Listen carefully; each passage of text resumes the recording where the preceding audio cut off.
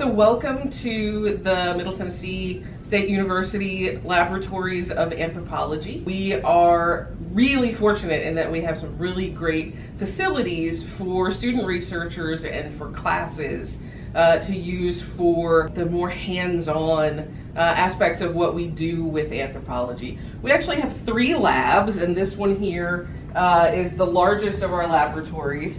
This is our Patten lab. It's also the newest. It's been a really great facility for us to work from. We have space, as you can see here, lab space for students to work on their own research and also to work on laboratory projects that have to do with their different classes.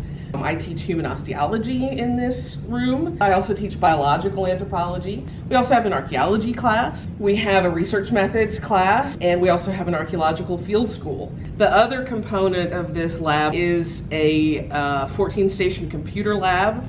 It also has a large format printer, a large format scanner, and then also a teaching station master classroom.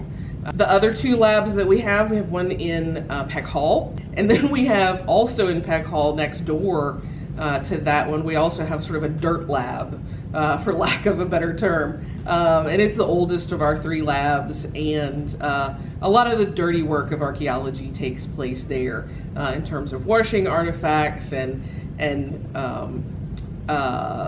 weighing and measuring and the stuff that's going to get dirt on the floor and all over the tables. We sort of keep that contained. When I have students in the lab, the classes that we're working on are going to be human osteology, so the study of the human skeleton, and biological anthropology. The human osteology class is really intensive, that the students learn not just every bone in the human body, but they learn like the landmarks, like the little bumps and sutures and all that great stuff, so that they can identify fragments of bone, because that's the important part, trying to answer archaeological questions using human skeletal remains as our data. So talk about social organization and gendered division of labor, patterns of violence or patterns of illness or that kind of stuff. And what it tells us about the culture. When we dig stuff up archaeologically, they need to know what those little bitty fragments are. And so that's what we do here in the lab. And so they'll work on lab exercises here. They'll also work on skeletal inventories of actual archaeological skeletal remains. And then of course we do our biological anthropology class here as well. So we have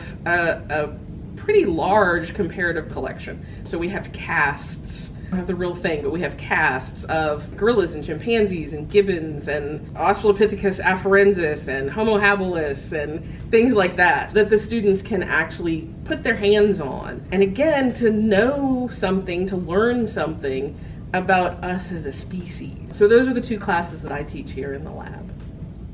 So I'm an archaeologist, but I am also, my specialty is archaeobotany, and that is the discipline or the subdiscipline of looking at ancient plant remains. So in this lab, I keep most of my archaeobotanical materials, not just the plants themselves, but also the equipment that we are using to analyze them with. We have, I don't know, 4, 5, we have a number of these microscopes right here. I have students who work on some of these different projects. They use these microscopes and they sort through these through the plant remains. Usually what people will do is they'll take bags of soil and then we process that soil in order to get the plant remains out. Students will come and they put out the plant remains here and they sort them through this microscope. And this tells us different things. It tells us what people were eating,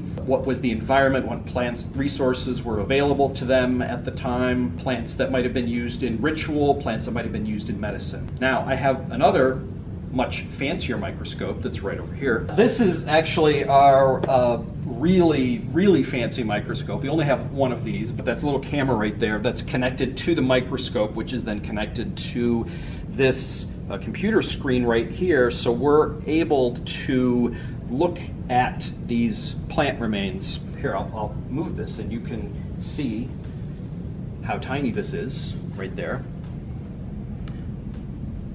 But I just wanted to show some of the other stuff, what it looks like that the students are analyzing.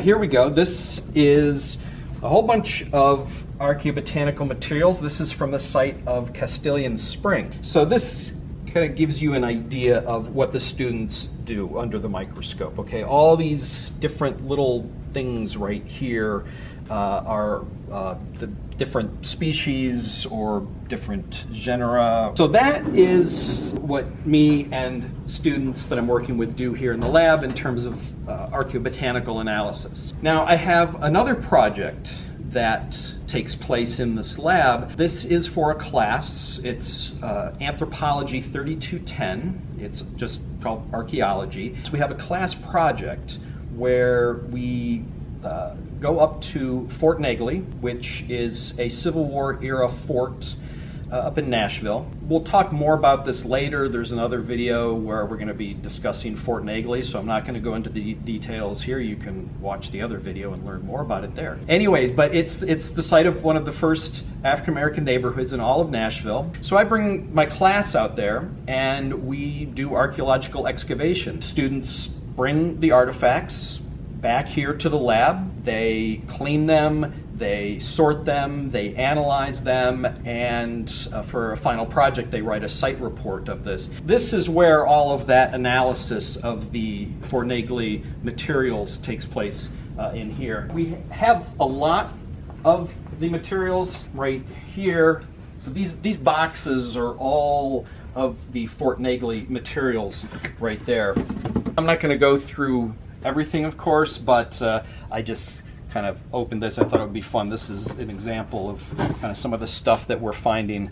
Lots of bricks. So if students come and take my class, Anthropology 3210, they will be able to take part in these excavations at Fort Negley and work with some of these materials. It is a real archaeological excavation. It's a real archaeological project. There we go. That's what I do in this lab. I hope this gives you a good idea of what MTSU has to offer in terms of lab spaces and opportunities for students to do some professional development in terms of actual hands-on archaeology and biological anthropology. Thanks.